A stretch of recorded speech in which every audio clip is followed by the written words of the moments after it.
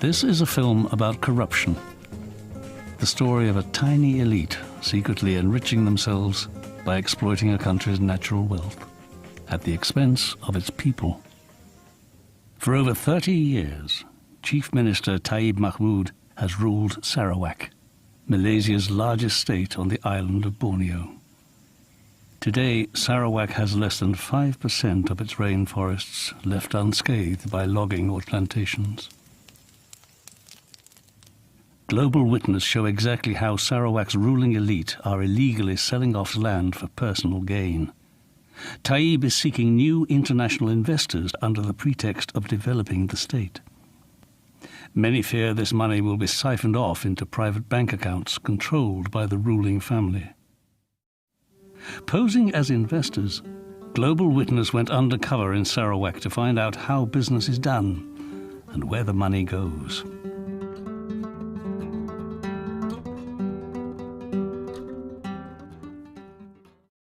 Although we approached the government directly, officials sent us to members of Taib's own family. One area of land offered to Global Witness was owned by a company called Ample Agro. The company belongs to Taib's first cousins, the Abdul Rahman sisters, daughters of Sarawak's previous chief minister. Ample Agro belongs to my family. Right. But my sisters, the 4 elder ones, are in the company. Yeah. Yeah. Okay. The Land and Survey Department. Okay. Yeah, they are the one that issues this license. Of course, it's from the CM's directive, but I can speak to the CM very easily. Can you? Yes. And do you think he will agree to it? Yeah. He was the one who gave us that land. Okay. Yeah. He's my cousin. So. His family? Yeah. His mother and my father are sisters and brothers, siblings. Oh, okay. Yeah. Okay, So he's my first cousin, so it's quite easy. Actually, there are 8 of us, 8 girls in the family. Yeah. So we're splitting all the companies among 8 sisters. So that's why I wanted to introduce you to my elder sister. And she's Nolia. Nolia. Okay. Yeah. But you know Is she the MP for no, Marriage? Nora is the MP. Nora, okay. Who's But Nolia? Nolia is the eldest. Okay. She's the one that's looking after the constituency for my sister. You're proposing basically Ample Agro, which is your company, okay, sell your company rather than the land, and your company owns the land. Yes, I bought the company Yeah. as a shell company for this land. Buying Ample Agro meant we would acquire 5,000 hectares of forest to clear for palm oil. The land is home to many indigenous communities, some living in the area for more than a century. Owners of Ample Agro include the MP for Tanjung Manis, Nora Abdul Rahman. Another joint owner is the sister-in-law of Malaysia's Prime Minister, Khadijah Abdul Rahman. To sort out the deal, the sisters put us in touch with their lawyer, Alvin Chong. Alvin represents the state government and many prominent companies with close links to Taib's family. They are daughters of the former Chief Minister of Sarawak. You are talking to people of substance, people who have assets in the hand, okay? Now, asking price. Okay, What are you asking for it? 4,000 per hectare, per acre, sorry. Right. But 4,000 per acre. Okay. This sale price would pocket the sisters a $16 million profit on land given to them by the Chief Minister in 2010 for a token sum of just $300,000. This is just the tip of the iceberg. Leaked land registry documents suggest that companies linked to Taib's family control nearly 200,000 hectares of land, an area twice the size of Hong Kong, with a market value of $500 million. While we were negotiating with the Abdul Rahman sisters, we were offered an even larger piece of land totaling 32,000 hectares. The land was owned by a company called Billion Venture, whose majority shareholder is one of Sarawak's powerful tycoons, He Yi Peng. He's nephew, a lawyer named Huang Long Hong, was handling the sale.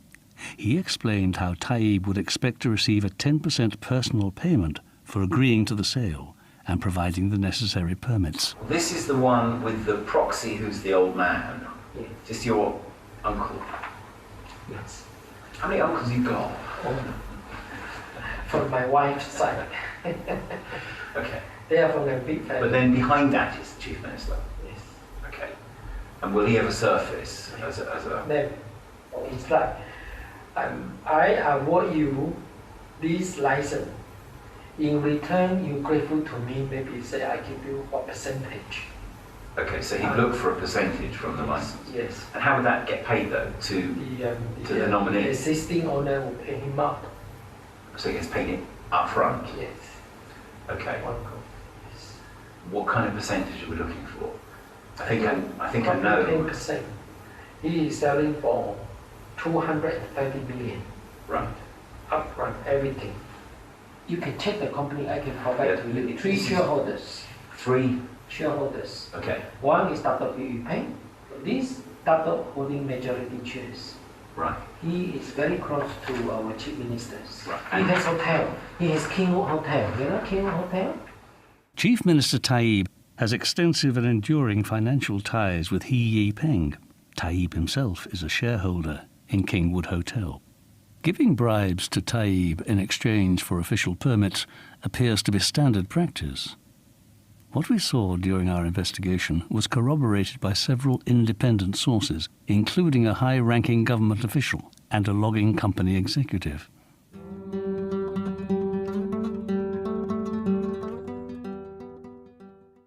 The company's based here. Are you expecting it to be purchased here or funds purchased here? I mean, what's the mechanism? Well, there are different ways of doing it. Some Yeah. people do it this way. Certain portions are paid here, and Yeah. the balance of it will be paid in Singapore, Right. outside. Why they do that is to save on the RPGT. Yeah. Because any land-based company, What's RPGT? real property gains tax. So in order to save on the RPGT, only a certain portion is paid here and the other portion is paid. Okay, so and you pay will the be 10% on the portion paid here. Yes, and the one that's paid outside you don't get tax, because you don't declare that. The proposed payment is illegal, punishable by up to 3 years in prison. Now, have you done? I mean, it's fairly standard doing it through Singapore. Yes. Okay. You will have to do 2 sets of agreement. One in One Singapore. from here and one to cover. It's done here. Both agreements are done here. Okay. But the other one specifies the full amount where the details are spelled out. Okay. Whilst the ones here is only just for the portion that's here. And can you assure me that we won't fall foul of anything doing it that way? No, it's been done. It's been done. It's been done before. Selling of the shares Yeah. could be deemed a disposal of Right. the asset, Yes. therefore attracting real property gains tax. The troubling part to this is Yeah.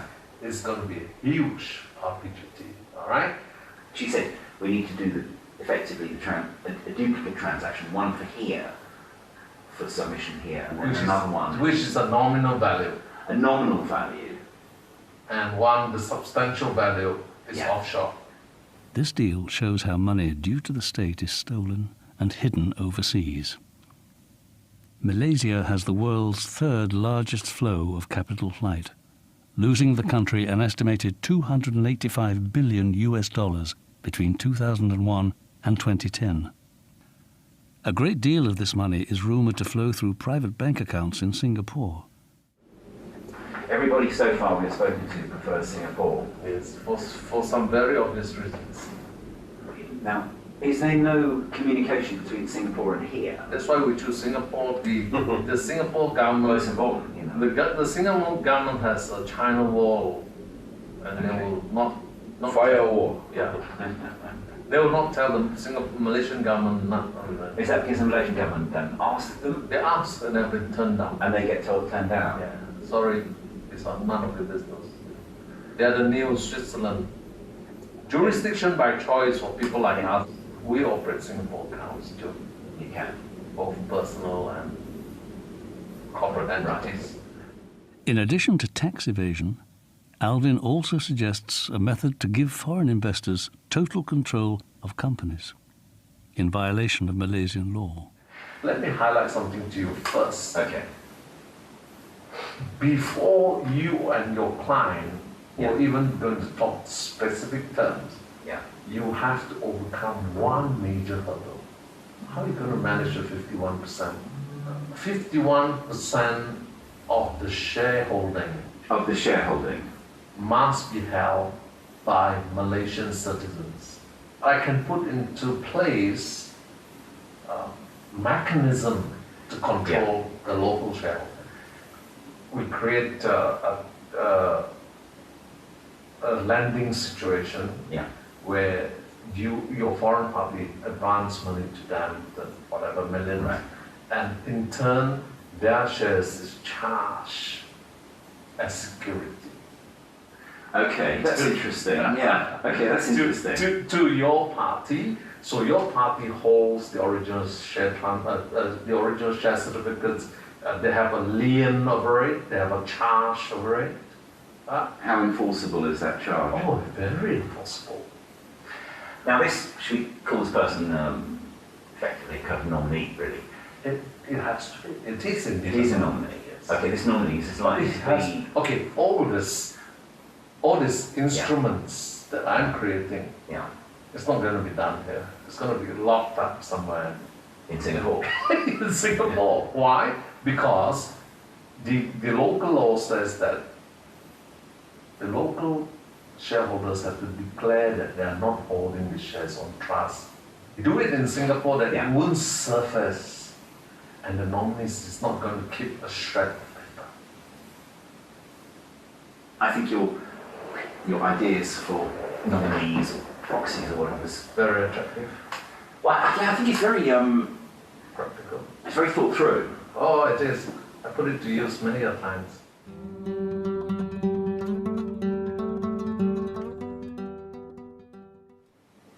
Where would you say a nominee or should come from in the sort of social political spectrum here or business community? In the lowest rank we can find in a remote area, they would not be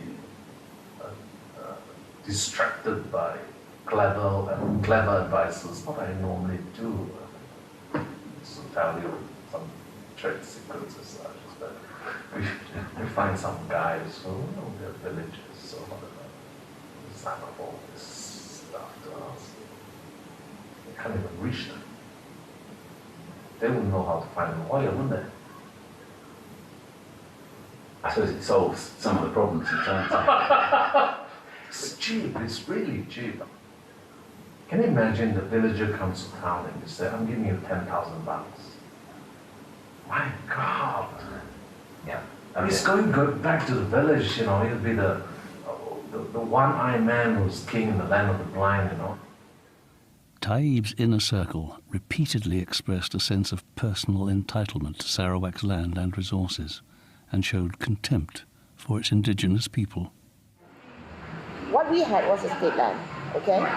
Even though it's a state land, any land in Malaysia, the minute, they're pretty naughty people. The minute they hear land is naughty people, okay.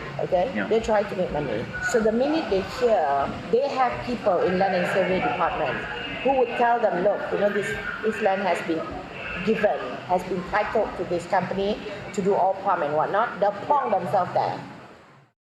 Technically, they cannot claim at all, but they could make life difficult if you don't accommodate them. They may, They may harass you, that's all. Yes, that's all. They are In what actually way? squatters on the land because the land doesn't belong to them, it's a government land. So they're squatting. Now that you've been out, like in the Styrian Hall, they're very, very poor, and when leaders come, they look at leaders like they're kings. And they always expect some handouts and things like that, And, I'm not making any excuses or whatever, but, if you look at the good that he's done for the state, Yeah. it outweighs all the things that people have said about him. I know people are talking about him being corrupted and all, but I think who isn't in this world? Well, when they're leaders. Until the federal Malaysian authorities are willing to hold corrupt officials to account, the forests and people of Sarawak will continue to foot the bill for one family's pursuit of stolen riches. Over 30 years, anybody can get rich if you have something up there. But if you don't have it, there's nothing we can do.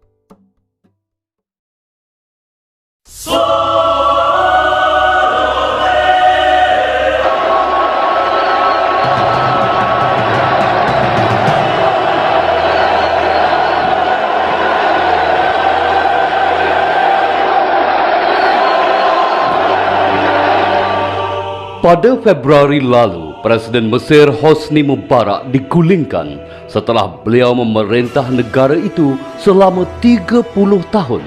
Dengan pantas, rakyat di Malaysia membandingkan Ketua Menteri Taib Mahmud dengan Mubarak. Bekas Perdana Menteri Tun Mahathir Mohamad sendiri berkata, masa telah sampai untuk rakyat Sarawak membuat keputusan sama ada mengekalkan Taib Mahmud atau sebaliknya. Yang penting ialah Ketua Menteri Sarawak yang baru harus jujur dan amanah. It's up to the people of Sarawak to decide. I think they know best whether he should step down or not.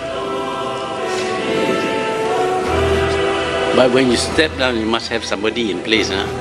Like our good friend Mubarak. He steps down, but I cannot find a replacement for him at the moment.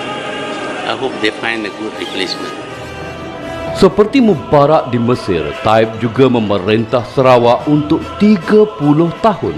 Seperti Mubarak, pemerintahan Taib juga diwarnai dengan dakwaan-dakwaan rasuah, penyelewengan kuasa.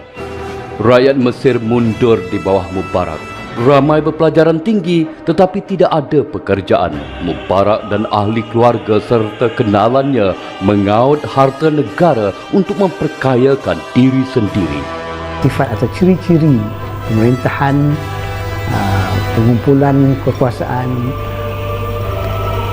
penumpuan kekayaan yang berlaku di Sarawak tak ubah dengan apa yang berlaku di semua masyarakat, di semua pemerintahan diktator. Berbezanya satu Melayu, satu Arab. Itu bezanya lah kan. Tapi sistemnya bagaimana?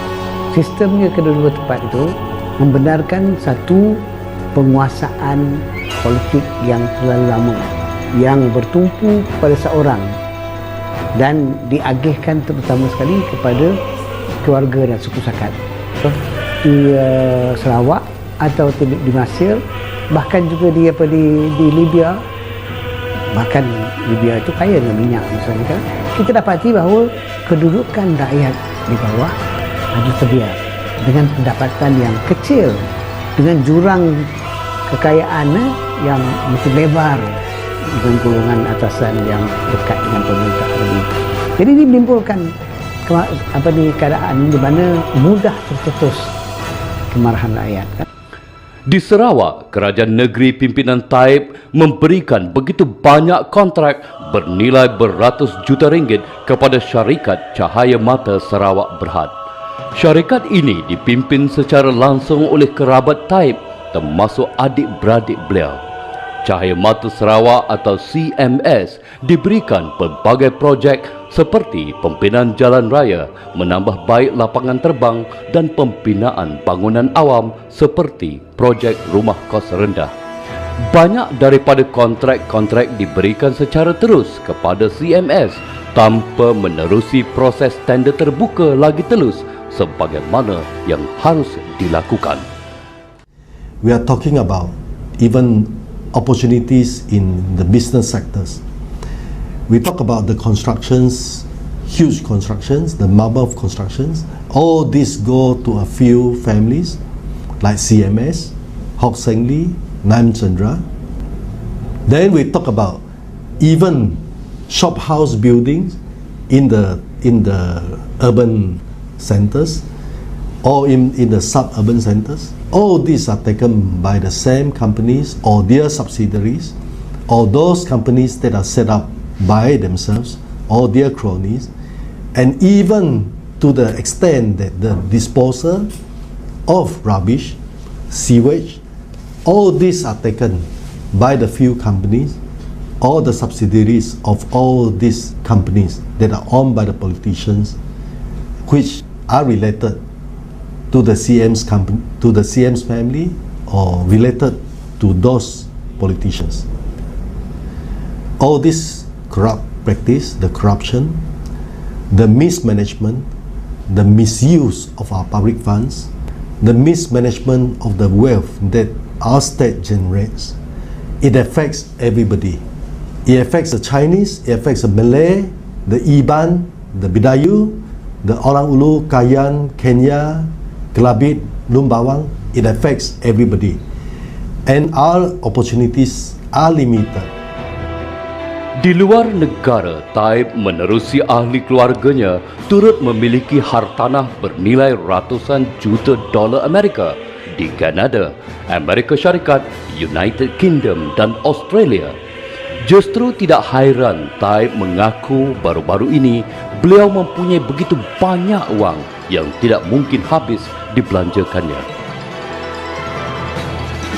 Di Malaysia, laman-laman web sentiasa penuh dengan bukti-bukti syarikat dan hartanah yang mempunyai kaitan dengan Taib dan keluarganya. Sebuah pertubuhan bukan kerajaan menyenaraikan 49 syarikat sedemikian yang beroperasi di Malaysia dan luar negara dengan modal berbilion ringgit. Sememangnya Taib Mahmud kaya, amat kaya. Tidak ada sesiapa yang waras akan mempertikaikannya. Malah kekayaan itu menimbulkan pelbagai spekulasi apabila Taib yang berumur 74 tahun tiba-tiba berkahwin untuk kali kedua dengan Ragat Walid berusia 29 tahun, anak kelahiran Jordan. Memang Taib berhak kahwin sekali lagi dengan bini jauh lebih muda darinya. Namun menjadi hak beliau juga untuk menjelaskan kenapa ketika beliau dan pasangan barunya dan keluarganya mempunyai segala kemewahan dunia, rakyat Sarawak dipelit dengan kemiskinan yang begitu menyedihkan. Seseorang tidak perlu berjalan jauh di Sarawak untuk berjumpa dengan kemunduran.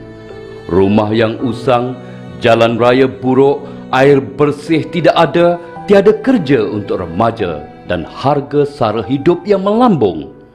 Kita mempunyai hasil negeri yang banyak, iaitu kita mempunyai balak, kita mempunyai petroleum, dan baru-baru ini Bintulu menjumpai satu oil field yang baru yang kita gas mentah kita merupakan yang kedua tertinggi pengeluar gas mentah di dunia. Tetapi kenapa kita masih tidak selesa, tahap kehidupan kita masih rendah, rakyat miskin, tidak ada keperluan asas yang sepatutnya kita yang sepatutnya ada disediakan oleh kerajaan. Kenapa? Jadi kita harus fikir, kita harus lihat, dengar apa sebenarnya, di mana sebenarnya kekayaan negeri Sarawak pergi, Realiti ialah ratusan ribu rakyat Sarawak hidup dalam keadaan daif, serba kekurangan. Tanah adat mereka diambil alih dan mereka dibiar tinggal dalam serba kekurangan. Prasarana seperti jalan, bangunan sekolah, rumah yang dilengkapi dengan bekalan air bersih dan elektrik pada harga yang berpatutan masih jauh daripada mencukupi. Orang asal turut diusir daripada tanah-tanah adat mereka dan menjadi mangsa kepada pempalak-pempalak yang menjadi kroni kerajaan pimpinan Taib. Bagi saya ini memang tidak adil kerana orang negeri Sarawak banyak merasa tertindas. Apabila tanah diambil, dibagi kepada kroni-kroni ataupun individu itu tadi, orang merasa susah. Tanah sudah hilang, dengan itu juga hutan sudah rusak, tanah sudah rusak, maka ini akan affected hidup mereka. Nak cari sesuatu dalam hutan, banyak tempat sudah rusak. Nak memburu binatang, ikan sudah kurang sekarang. Ini satu-satunya cara orang di negeri Sarawak amat merasa susah payah. Hutan Sarawak yang luas hijau terbentang sejauh mata memandang kini semakin pupus.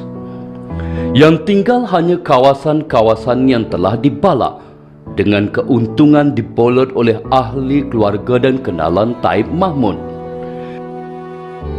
Kerajaan pusat cuba menutup kebenaran apabila mendakwa kadar kemiskinan tegar di Sarawak hanya 2% pada tahun lalu. Umum tahu, sebahagian besar rakyat Sarawak masih dibelit dengan kemiskinan yang begitu serius. Kemudahan asas seperti sekolah dan rawatan kesihatan begitu kebelakangan, walaupun Sarawak adalah negeri paling kaya dari segi sumber asli.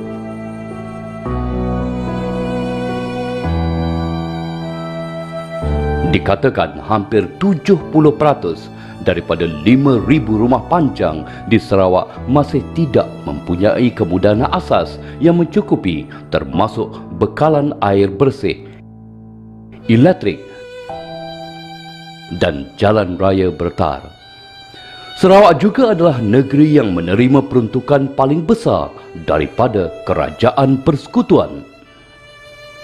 Selepas hampir 50 tahun merdeka, amat menyayatkan untuk melihat rakyat Sarawak terpaksa bergantung kepada air hujan sebagai bekalan minum, api pelita atau lilin untuk menerangi kediaman, dan jalan lumpur yang berlubang untuk perjalanan seharian. Baru-baru ini dikeluarkan berita mengatakan kadar kematian ibu mengandung, ibu melahir sangat tinggi di Sarawak. Ini berpunca daripada keadaan infrastruktur yang tidak sempurna, keadaan jalan tidak ada, perkhidmatan doktor udara berkurangan berbanding dengan keperluan yang sepatutnya diberikan oleh kerajaan semasa kepada rakyat. Pada hari ini, pelbagai laman web melaporkan segala penyelewengan dan rasuah kerajaan pimpinan Taib Mahmud. Dokumen dan gambar-gambar dipapar untuk membuktikan keborosan oleh anggota keluarga Taib Mahmud dan kenalan-kenalan beliau sepanjang 30 tahun yang lalu. Mereka hidup liar, terlanjur dan mabuk dalam kekayaan serta kuasa, manakala rakyat Sarawak bergelut dengan kemiskinan dan janji-janji kosong. Begitu banyak persamaan antara Taib Mahmud dan Hosni Mubarak. Kedua-dua mereka bertanggungjawab atas kemiskinan rakyat dan rasuah yang berleluasa. Hosni sudah berundur dan rakyat Mesir kini memulakan hidup baru dengan kerajaan baru.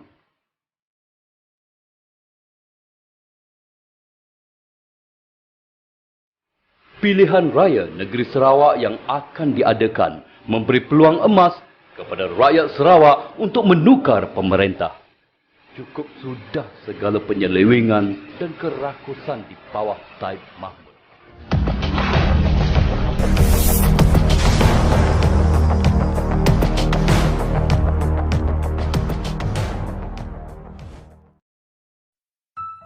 Orang ini telah menjadi Ketua Menteri Sarawak selama 30 tahun. 30 tahun dahulu, Sarawak yang kaya dengan kayu balak dan hasil petroleumnya adalah negara yang paling kaya di Malaysia.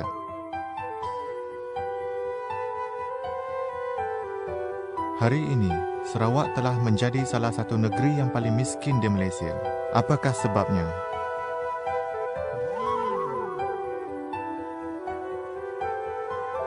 Mungkin kita harus tanya ATM, iaitu Abdul Taib Mahmud, orang yang mungkin paling kaya di seluruh Malaysia. Mengapa rakyat Sarawak menjadi semakin miskin, sedangkan Taib Mahmud semakin kaya?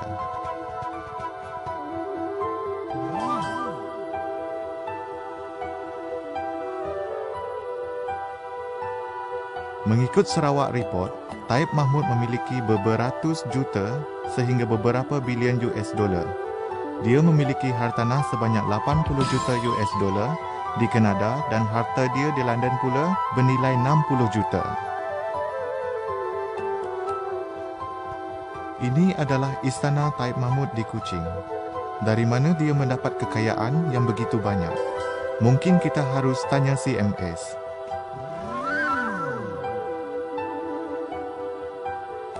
CMS atau Cahaya Mata Sarawak Berhad ialah syarikat yang berkait rapat dengan keluarga Taib.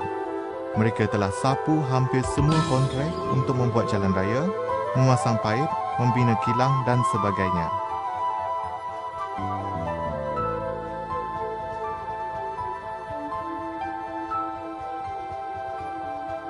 Di bawah pemerintahan Taib Mahmud dan Barisan Nasional, hutan ditebang, tanah adat orang asal diceroboh, lalu diberi kepada toke-toke bala, syarikat-syarikat sawit serta CMS. Orang asal yang dijanjikan dengan pelbagai pembangunan dan manfaat semasa pilihan raya, akhirnya mendapati tanah adat mereka dirampas untuk mendirikan empangan. Mereka dipaksa berpindah ke tempat yang tidak ada tanah.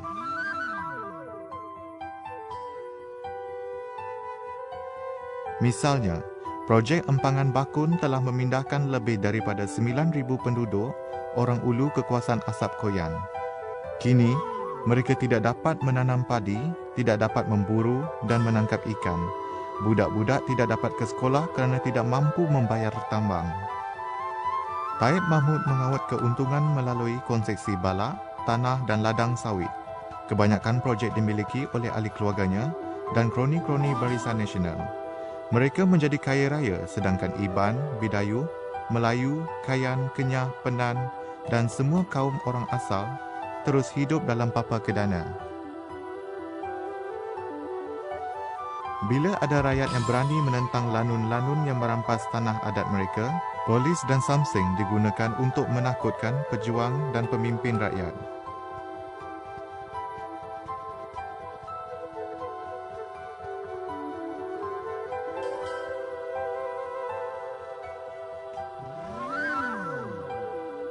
Pemerintah Sarawak sekarang sudah dirasuk oleh tamak. Apa yang mereka ingat hanya macam mana mengongkong media dan mengawat keuntungan sepuas-puasnya untuk kepentingan diri sendiri. Sumber asli dan kekayaan Sarawak akan pupus sama sekali dalam 10 tahun lagi atau kurang, sekiranya rakyat terus membenarkan lanun-lanun ini terus menyamun dan merampas. Saat untuk berubah sudah tiba. Jangan fikir tentang kepentingan anda secara jangka pendek sahaja. Fikirlah masa depan anak cucu kita. Mereka juga memerlukan tanah untuk bercucuk tanam, untuk didiami dan menyara hidup. Mereka juga perlukan sumber yang cukup supaya mereka dapat hidup dengan bermaruah. Jika anda masih sayangkan tanah, sayangkan anak cucu dan sayangkan masa depan Sarawak, anda perlu membuat sesuatu untuk berubah, iaitu dengan menukar pemerintah yang hanya tahu mencuri dan merompak harta rakyat kita. Nak percaya, dia mamu nipu rakyat. Nak percaya kita mamu tanah kami, udah kami nyukuang nguni ya kami nyu dami tanahnya. Ini nu kami dia sayen benih kami tanah kami dah. Nama guna percaya kita mamunya. Nah, nak tuju kita mamu nipu rakyat.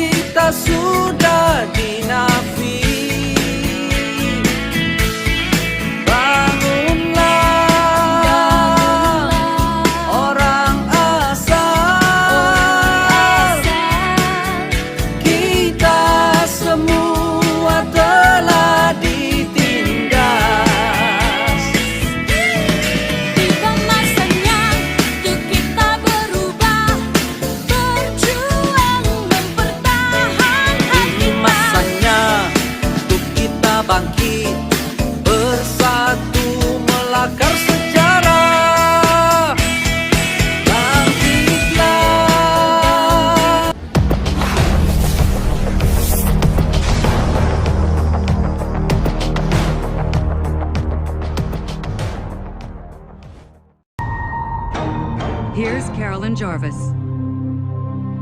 The Malaysian state of Sarawak is touted in tourism ads as paradise, but its lush tropical rainforest is disappearing at an astonishing rate. The man some people blame for the destruction is the state's chief minister, who's also accused of lining his pockets with the profits of that deforestation. Now, some allege his money has made its way into Canada.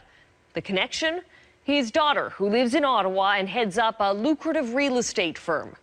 Sean O'Shea investigates the alleged money trail between a Malaysian father, his Canadian daughter, and their family trees.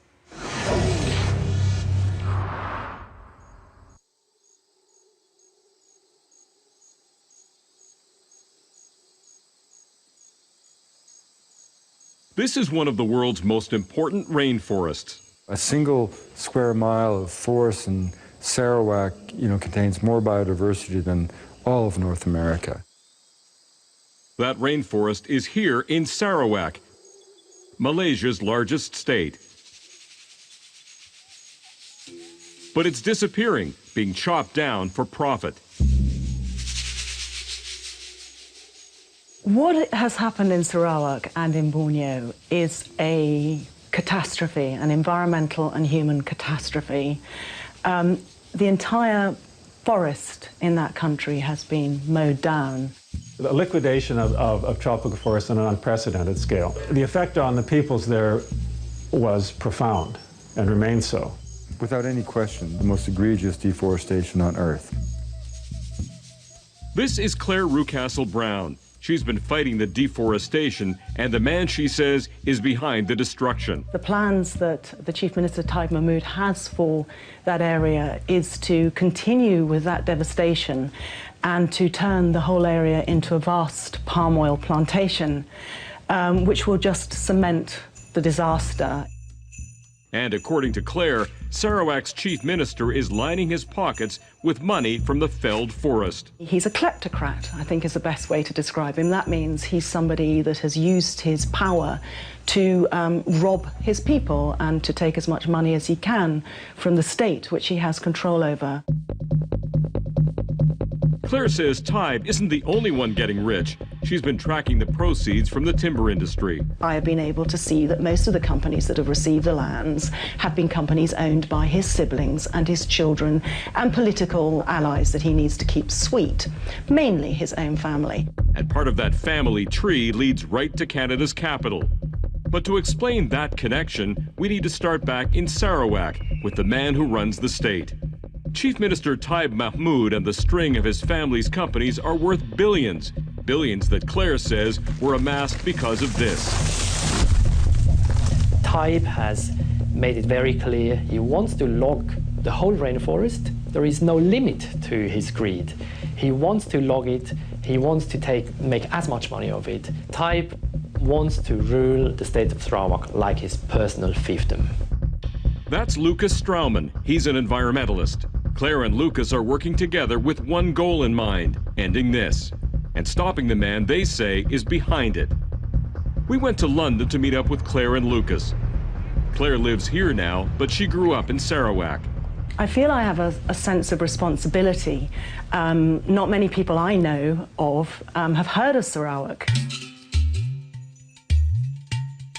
That responsibility, she feels, is for the forest and the people who live there. These are those people, a tribe called the Penan, one of the last nomadic tribes in the world. What we do know is that a number of Penan natives who led the struggle against deforestation to protect the forest, they disappeared or were killed. This man protested the destruction of the rainforest. He lives in Canada now. We can't say where or show his identity because he fears for his safety. What are you afraid of?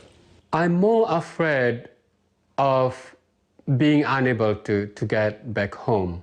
Do you believe that you're still at risk? I still feel at risk because of my continuing involvement in this campaign.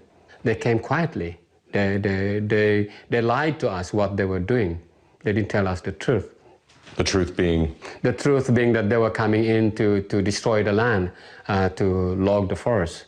The last blockade, I believe, correct me if I'm wrong, resulted in you going to jail. Yes. How long did you spend in jail? I was in jail for 1 month. Solitary confinement. Solitary confinement. Claire says the dangers extend beyond Sarawak's borders to others speaking out against Taib. Have you ever felt concerned for your safety? Yes, I've often been warned that I'm getting between some very rich people and their money, and that's not a very clever place to put yourself. This legal letter to Claire from a lawyer for a Taib family member claims she received funding from wealthy entities that oppose the chief minister in upcoming elections. And a letter to 16 by 9 from lawyers for a Taib family member says Claire and Lucas have a declared political interest, and they are running a political campaign against the current Sarawak government. Claire told 16 by 9 she has received no money from Malaysian politicians and that her donors are all non-politically motivated Europeans. Fears of recrimination aren't stopping Claire, Lucas, and others from campaigning to end this before there is nothing left to save. One of those others is this man, world-famous anthropologist Wade Davis. You ask yourself, after countless millions, indeed probably billions of dollars worth of timber have been extracted to feed the ships that, hang light on the horizon in the South China Sea, ready to fill their holds with raw logs ripped from the heart of one of the richest forests on Earth. What have the people gained from that? Squalor.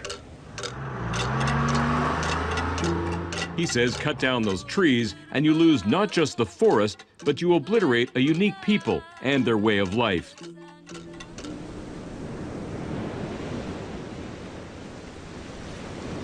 Ian Mackenzie is a Canadian anthropologist.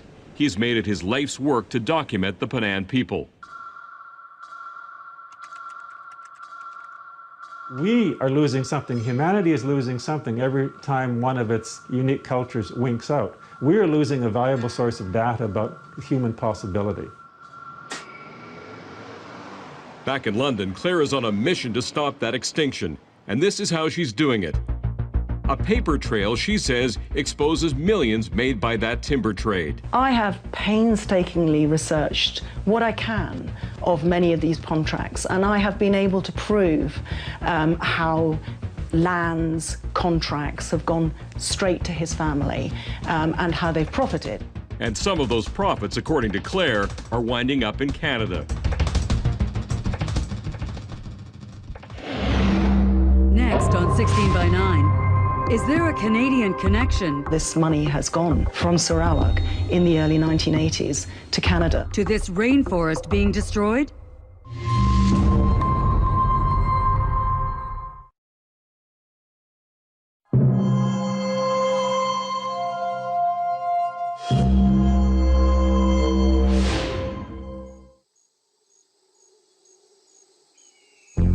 A section of this tropical rainforest the size of England has been cut down, sold as timber, and palm oil plantations built in its place.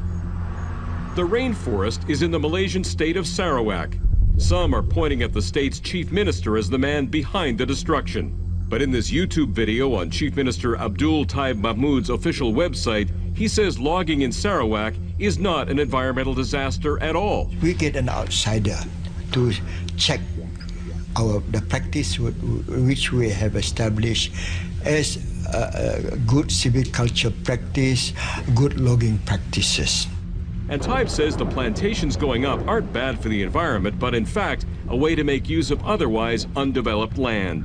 The palm oil is very much needed to spread out the benefit of development to an area which would otherwise be, in fact, undeveloped. One thing is not in question. Timber is a multi-million-dollar industry in Sarawak, Malaysia. Claire Rucastle-Brown and Lucas Strauman have dug up documents to show who's profiting from the destruction.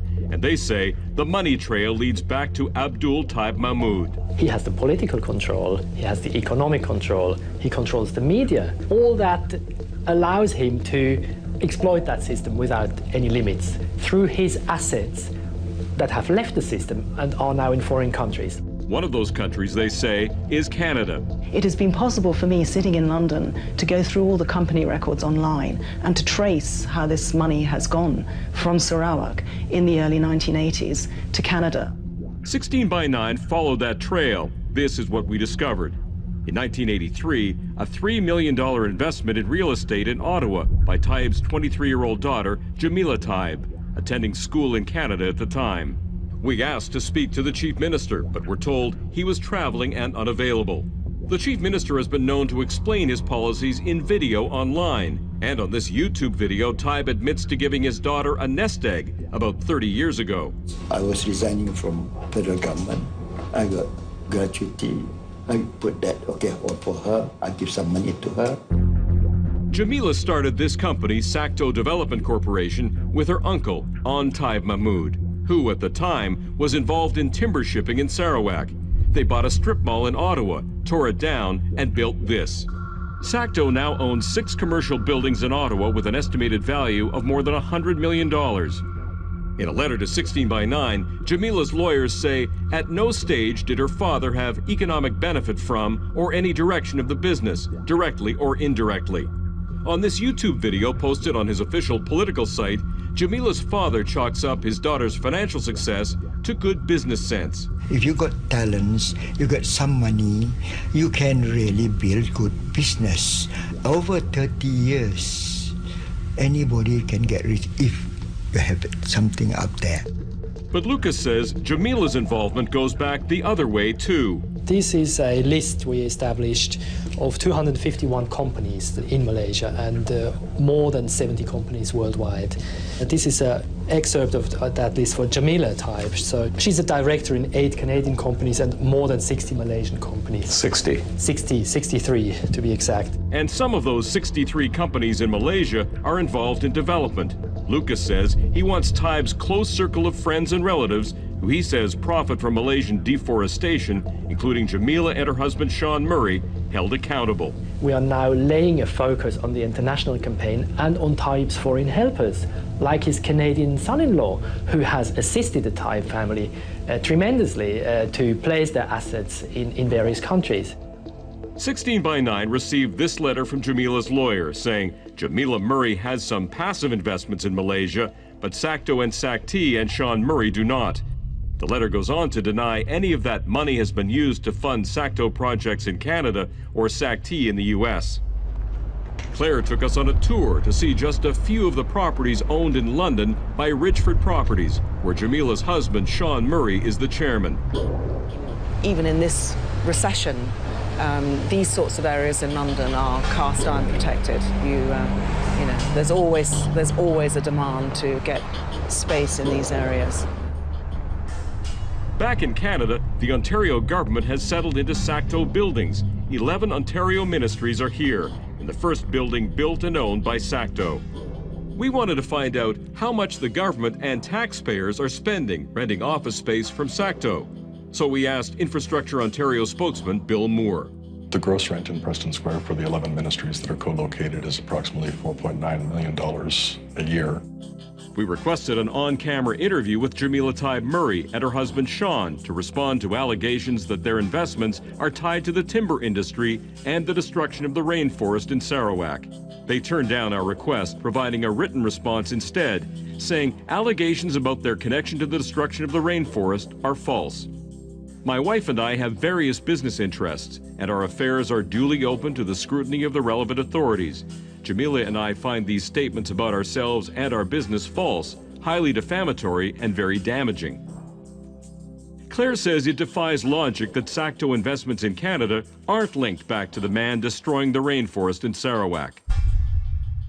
So you're saying Daddy's the piggy bank here? Well, everyone I know who's worked for Taib family companies not only say that Daddy's the piggy bank, they say that Daddy's the godfather. And this man, who says he had to flee his country, says it's time for the international community to shine a light on the Taib family tree. If they have gotten their money in the right way, they would not be shy.